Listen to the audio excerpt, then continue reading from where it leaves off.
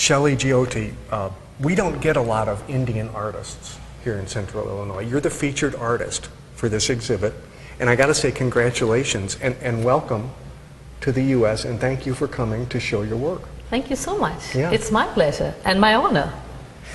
We're going to see some of your work in a little bit. Now you live in India. Where do you live in India?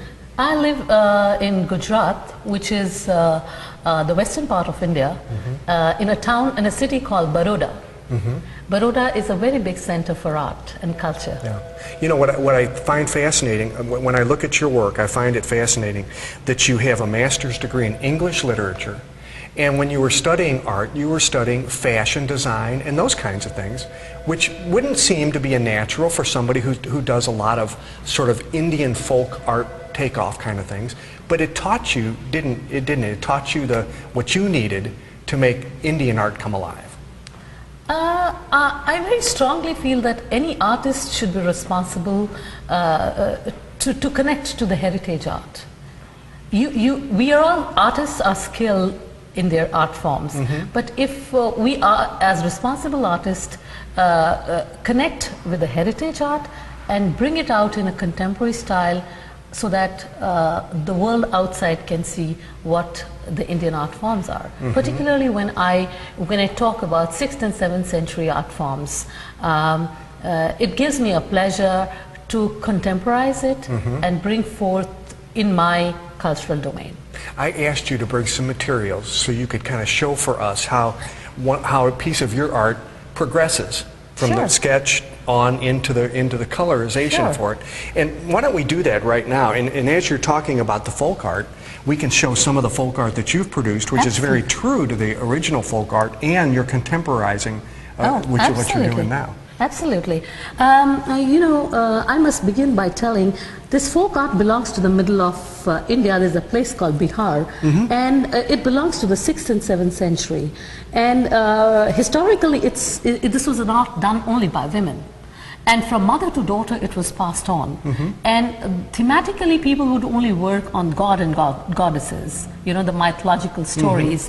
And the colors they used were primary colors, which were taken out of the berries, the leaves. But in 1934, there was a huge earthquake which came in Bihar, and everything was devastated. And this work was actually done on the walls of the houses. So when the governor of that place saw the walls, so beautiful walls being broken, he got an idea, why should we not bring this whole painting on the papers? So he supplied a whole lot of paper to the women for the society, to the communities to spring up. And that was the time then women started reinterpreting what they were doing on the walls, on the paper, and this work actually became more noticeable to the world outside. We have a museum of Mithila art in Japan. We have Sanskrit. You say Mithila Mithila. Mithila, okay. Mithila, and we're going to see some of that because you do contemporary Mithila art, and we also have some of your more traditional Mithila art right here. And here's a good example. Now this is your work. Absolutely. But it's very true to the original style. Absolutely. Isn't it? This painting is Lord Krishna. Lord Krishna is one of the god. This is Sita, is again a character in our Ramayana, which is an epic in India. And these are small birds and ants. This is how actually the folk artists use, because folk artists are not skilled artists. They have the idea of art. So it's their imagination of creating a bird. And this is my style where I have created one kind of embroidery which is done in northern India. We term it as pulkari. So this is a translation of pulkari embroidery on the paper. I see. Now what you have set out for us here are some examples of your contemporizing of folk art. You start out here with a sketch. Absolutely. And of course I think everybody realizes that this is the sun, right? One of our life forces. And here, when you were studying fashion, obviously, you know, it took, didn't it? I mean, absolutely, absolutely. I love the faces on these women. I love the faces thank you, wearing all. Now, would these be traditional garb, or is this real fancy stuff that modern Indian women are No, wearing? a modern Indian women, Indian with the global economy is as much as any other country. We have a culture which is with us, but the Indian girls are wearing the clothes which probably anybody is wearing here. But they do have their traditional attires. Now, this is one with the traditional attire, which is, we call it as a sari. But this is a contemporization of Indian and Western. Okay. We call it Indo-Western clothes. Okay, So- and you will apply color to this. Oh, This yes, is not going to be black and absolutely, white, just like you have over here. Yes, this is Okay. the finished painting where I made Lord Krishna. This is Lord Krishna, one of the gods, who was a big charmer. A charmer, okay. Yeah, and this is a finished painting. This is one which I can show you. This is step one. When I create it with the pencil, and then I do it with a pen here, with the rotring pens, and then I apply color. And this is acrylic on handmade paper, Yes. right? Handmade paper. Absolutely, Be done. handmade And paper. that's been that way for a long time. Oh, in India. absolutely. That's the way you do it. Absolutely. But each year, the quality of handmade paper keeps getting better and better. Really? Yeah. Now, when the folk artists did their work on the paper, some of them, not all of them, there's a community in Mithila which would just use, we call it gobar wash. Gobar wash is a cow dung wash. Okay. And hence you see the painting slightly brown, vis-a-vis this which is white. right. So there's a wash before okay. this painting is done. Okay. So this has a very antique look aesthetically. Now, I probably say it wrong. I'm going to keep saying Mithila, though, because that's what I'm hearing is Mithila. You've got 3 pieces here that are part of your Mithila series. Sure. And these were, on handmade Absolutely. paper, and these are acrylic. Right. And these 3 paintings here are your tree of life. Absolutely. Is that right? Absolutely. Now, when I contemporize the Mithila art form, I predominantly take the line work.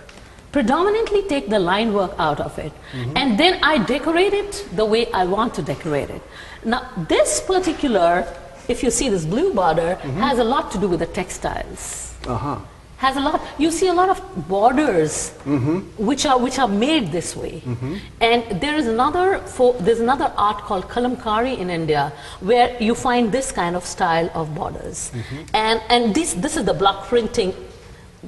I mean, I have painted it, but these are the blocks which are available in our country. I see. So this is a mixture of 6th and 7th century art form. It's a reinterpretation of the line work in the 21st century. And this is just my way of doing it. I got you. Now, you do other things as well, other media as Yes. well, and I want to walk over here to these. Now, these are canvas works. Exactly. And we're looking at particularly at these 3 pieces of canvas here. Right. Let's look at this one on the top left here first. This is part of your indigo series, and I find this very interesting that indigo, the farm product indigo, was extremely important in India's history, wasn't it? Oh, absolutely. Indigo was a big movement in our country. It has a historic references because for 300 years before 1917, when Mahatma Gandhi came to India after his fight against racialism in South Africa, he saw the farmers in eastern India being forced to grow indigo because of the Eurocentric need. World War I had already broken out, and they needed indigo because there were no synthetic colors at that point of time, and they wanted the indigo from the indigo plant.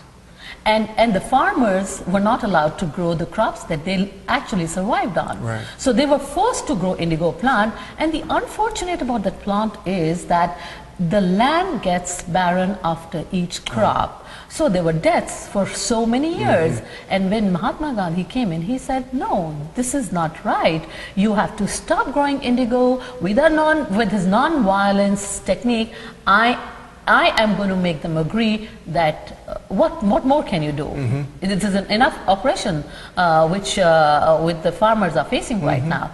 So he won the battle. In 1718, Mahatma Gandhi set in, and the farmers were freed of growing indigo as a plant. So this series of mine, indigo, when I started on, the first reference which I got was the Mahatma Gandhi's Champaran movement. This place where they were forced to grow was Champaran. Like you have Decatur here. Right. Champaran is the Okay. name of the place where Okay. the farmers were forced to grow this plant. So that's how Mahatma Gandhi. Let me ask you here then. How did you? This is a sheet of canvas. Yes. How did you get these textures, and how did you make this work? Now, this is really interesting. As far as my style of art goes, I create a lot of abstract work. I do huge canvases with abstract work, contemporary art. So this is like a 6 feet old canvas which I spread, and I painted the 6 feet into an abstract art first, into the blue colors. Okay. Since my theme was, I'm just telling you the steps which I went Right. through to create this work. And after I created the abstract work, I block printed into Sanskrit calligraphy with the golden color, which you see this. And these are the pieces done by the immigrants who came to India in 1600 CE from Sindh and Baluchistan. They came along with the indigo farmers from there. And this community does, the identity of the stitch is recognizable by the community they belong to. So I was also trying to explore how each community has the identity to the stitch. I see. So if it is like a Bhar community or some other community, so you define the work based on the community. So then this is a pleat stitched on top of it. And this work was going internationally. I have a show of this work in Seattle, 2011 in January. And then in Florida, Congratulations. thank you so Yeah. much. Oh. In Florida in May. So I needed to work on something which was hanging, which was not stretched, because then if it's going international, I can't have heavy pieces. So Right. I decided I need to have it hanging with the same embroidery pieces. So in my own way, I kind of contribute to the women by getting this work done by women and putting it here and showing it to people that this is the beautiful embroidery of Gujarat.